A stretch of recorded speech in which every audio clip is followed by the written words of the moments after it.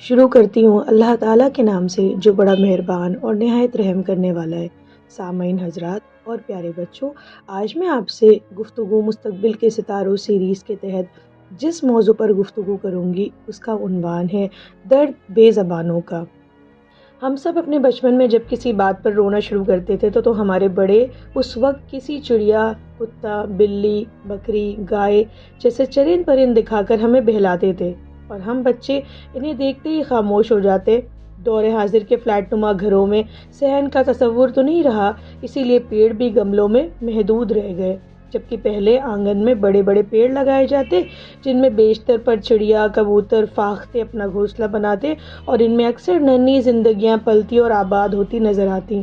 تب دادی نانی ہمیں خوب ساری اخلاق آموز باتیں سکھایا کرتی کہ کس طرح ان کے کھانے پینے کا خیال رکھا جائے کہ انہیں کسی قسم کی تکلیف و آزار نہ پہنچے۔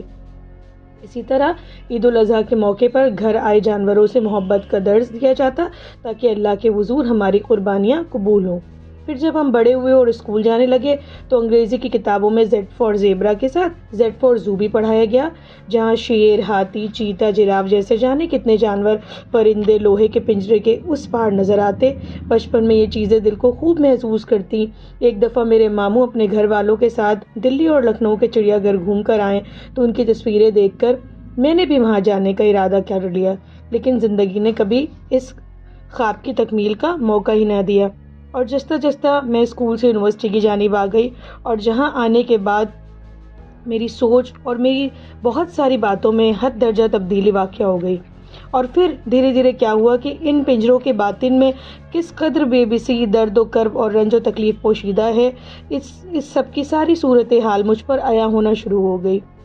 اور یہ سمجھ میں آنے لگا کہ دور دراز کے صحراؤں سے ان جانوروں کو لا کر کس طرح سے کبھی ٹریننگ کے نام پر الیکٹرک شاک دیا جاتا ہے تو کبھی انہیں ان کی بھوک سے، ان کی خوراک سے کم غذا دی جاتی ہے تاکہ ان کی قوت اور طاقت سلب ہو جائے، جس کی وجہ سے یہ وہاں آنے والے وزٹرز پر یا پھر اپنے ٹرینرز پہ کسی قسم کا حملہ نہ کر سکے۔ تو پیارے بچوں، کیا یہ بات صحیح ہے؟ کیا یہ بات اللہ تعالیٰ نے ہم پہ واجب کی کہ ہم اس کی بنائی مخلوق کے ساتھ اس طرح کا سلوک روا رکھیں، جبکہ رب کائنات نے ہمیں اشرف المخلوقات کا درجہ دیا کہ ہم ساری کائنات کے لوگوں کے بارے میں، ساری کائنات کے حیوانوں کے بارے میں سوچیں، اب وہ کہ انسان ہو یا کہ جانور۔ لیکن آج ہم اپنی آسائش میں، اپنی عیش پرستی میں کچھ یوں مگن ہیں کہ ہمیں کچھ بھی نظر نہیں آتا کہ ہماری وجہ سے کسی اور کو کس طرح کی تکلیف اور آزار پہنچ رہا ہے۔ میں آپ کے سامنے حضرت عمر فاروق رضی اللہ تعالیٰ عنہ کا ایک قصہ پیش کرنا چاہتی ہوں، اور وہ قصہ یہ ہے کہ جب حضرت فاروق کی خلافت کا دور تھا اور عرب میں ایک دفعہ سیلاب آیا تو سیلاب ختم ہونے کے بعد مصر کے بادشاہ نے انہیں خط لکھ کر وہاں کا حال چال دریافت کیا اور ان سے پوچھا کہ وہاں کا کیا حال ہے۔ تو حضرت عمر فاروق نے انہیں جواب میں لکھا کہ کسی جان اور مال کا نقصان نہیں ہوا، سب محفوظ ہیں، ہاں مگر ایک کتا سیلاب کی زد میں آ گیا۔ بس اتنا لکھنا تھا کہ دہاڑے مار کر رونے لگے۔ لوگوں نے پوچھا کہ ایک کتے کی موت پر اس قدر کیوں روتے ہیں؟ تو کہا، کل اللہ بروز محشر مجھ سے سوال کرے گا کہ عمر، تیری حکمرانی میں میرے ایک بے زبان مخلوق کیوں کر بے ضرر ہلاک ہوئی؟ تو اس کے ساتھ انصاف نہ کر سکا، اس کی خبر نہ لے سکا، تو عمر اللہ کو کیا جواب دے گا؟ تو سامعین حضرات، یہ ہے انصاف پسندی، یہ ہے عدل پرستی کہ ایک 22 لاکھ مربع میل کا حاکم ایک بے زبان مخلوق کی جان جانے پر اس طرح رو رہا ہے اور ایسا رنج و ملال کر رہا ہے کہ جیسے اس سے کوئی اس کا اپنا بچھڑ گیا ہو۔ اور ایک ہم ہیں کہ اکثر ہم اپنے گھر میں موجود بچوں کو یہ نصیحت نہیں کرتے کہ انہیں ان بے زبان مخلوقات کے ساتھ کیسے پیش آنا ہے۔ اب گلی محلوں میں یہ نظارہ کیسے عام نظر آتا ہے کہ بچے اینٹ، پتھر یا پٹاخوں سے ان بے زبان جانوروں کو تکلیف دے رہے ہوتے اور گھر سے اسکول تک کوئی بھی ان کی اس معاملے میں رہنمائی نہیں کرتا، اور ہم ان جانوروں کی تو بہت پرورش و پرداخت کرتے ہیں جن سے ہمیں دودھ، گوشت، انڈے جیسی غذا میسر ہو، لیکن اس کے بعد جو دوسرے جانور ہیں جن سے ہمیں ایسے فوائد نہیں مل سکتے تو ہم ان کی جانب کوئی بھی توجہ نہیں کر سکتے۔ آپ ذرا سوچئے کہ ذات باری تعالیٰ اپنے بندوں پر اس کے ایک قطرہ آنسو پر کیسے رحمت برسانے کو تیار ہو جاتا ہے، لیکن ہم کچھ کر گزرنے کا عزم ہی نہیں رکھتے، ہم یہ حوصلہ ہی نہیں رکھتے کہ ہم اس کی مخلوق کے لیے کچھ کر گزرے۔ اپنی چھوٹی سی زندگی میں ہم کسی کے لیے، کسی کے فائدے کے لیے کچھ نہ کچھ کر کے جائیں۔ آپ کو پتہ ہے کہ جب اللہ کا حکم ہو جائے اور اس کی رحمت اس کے بندے پر برس رہی ہوں تو آتش نمرود کو حکم ہوتا ہے کہ